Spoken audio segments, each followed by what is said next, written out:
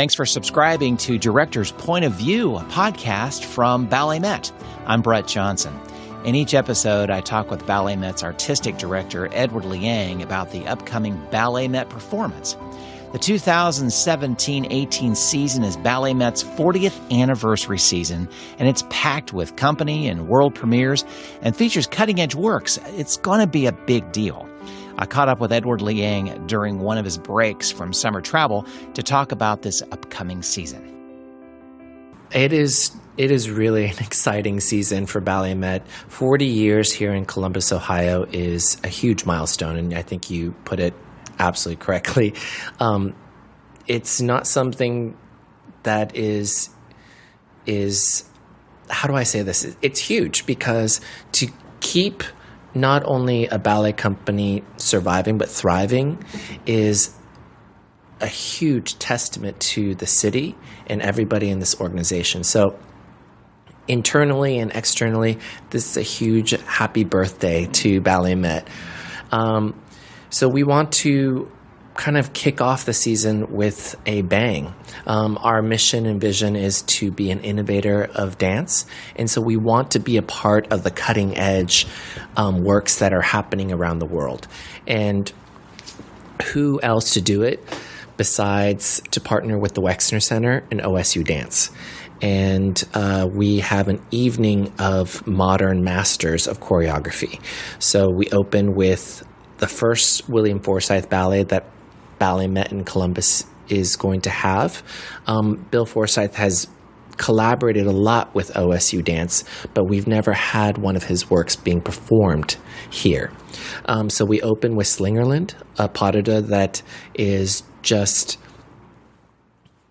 it really is a great way to showcase his work, but also to showcase Balletmet dancers. Then we have a longtime classic and fan favorite, James Kudelka's Man in Black. And the reason why we chose Man in Black is because obviously he's a modern master himself, but this work was made here in Balletmet, and after it was conceived here, it has gone all over the world. So it really does show the stepping stones of what we want, and it showcases us being an innovator of dance and being part of the dance landscape. And then Merce Cunningham is represented by OSU Dance in its mini event, and then both organizations, OSU Dance and Balletmet, is going to perform Ohad Naharin's -16. And again, he is a world-renowned choreographer, modern choreographer, and it's really this program is going to push the boundaries for Balletmet audiences and the dancers. And so that's a huge way to celebrate and kick off the 40th anniversary. Have you, since you've been here, performed at Mershon before? We have not. It's been a long time. So since there's this beautiful theater up in campus, and with the notoriety and of the Wexner Center, I thought that this is a great way to collaborate in our awesome city and be able to really celebrate what is homegrown and what is able to be realized here. And then we go to our own performance-based black box theater. Not many companies have this type of setting and theater, and it's a whole different look at ballet. You're so close, you're up front and center. It is something that is another way of enjoying dance. And we have 3 world premieres, one by Andrea Shermley. She's a rising star, female choreographer, originally from South Africa. And then we have Ma Kong, who is the resident choreographer for Tulsa Ballet, and no longer a rising star. He is an absolute international choreographer. And then a world premiere by myself.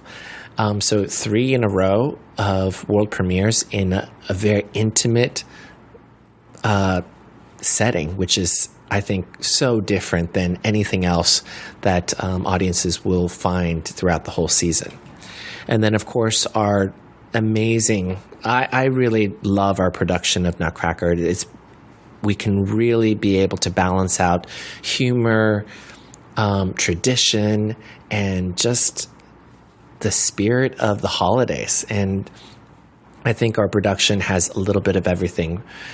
It's been such a huge hit, not only in Columbus, but everywhere we've toured with it. So I'm very excited about that. We have 17 performances of that.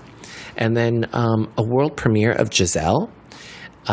This is a classic masterpiece that I've wanted to do for a very long time. And it'll be a world premiere. I'll be choreographing a new production. And it'll be a new take on the classic, because the first half will be a little bit more modern, being able to tell the story of just where where the characters are. They're peasants. They're at this, I would call it more of a wine festival, and that's where it's held. So you're able to be more grounded and earthy. And then when you go into the second act, where you're telling the story of the Willies, and the Willies are these sort of supernatural creatures, and there's different takes on it, but basically, because it was so based in religion back then, it was females that died of a broken heart before they were able to wed. And, there's the whole, I guess, these folklores or these different fables or stories that they used to talk about, where I think because it was steeped in religion, that they didn't, of body was of a sin. So dancing was of a sin. So they really wanted to push the female young ladies not to dance because it was of a sin. And so it was this story of, if you dance too much and you died, you can die and become a willy.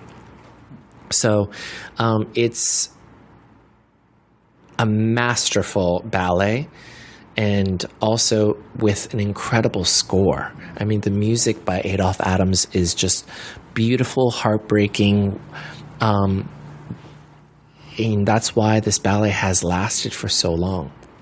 And then we go into the spring with a triple bill in the Davidson Theater. And what we're going to do, since it's the Ruby anniversary, 40 years is Ruby, we're going to do George Balanchine's Rubies. And we'll also bring Jerome Robbins' Interplay. And the reason also why we selected Interplay is because it's Jerome Robbins' centennial. So we'll be celebrating his centennial birthday with most ballet companies around the world. And then I think we'll close with Art of War, a successful ballet I choreographed here in Columbus. And then we'll close with original full-length ballet, Dorothy and the Prince of Oz. And again, this was a collaboration between Tulsa Ballet and Balletmet, and having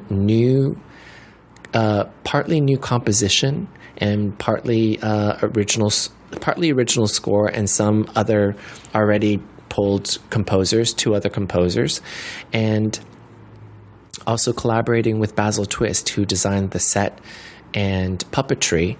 And he's really well known all around the world for his puppetry, but for any fans that want to understand where he comes from, he helped the Harry Potter team conceive and create the Dementors in Harry Potter. So he's an absolutely brilliant man, and I can't wait for Columbus to be able to see this reimagining of the Wizard of Oz series. This is loosely based off of Book 14 and possibly Book 8. We put together a new libretto, and in ballet terms, a libretto is kind of like a film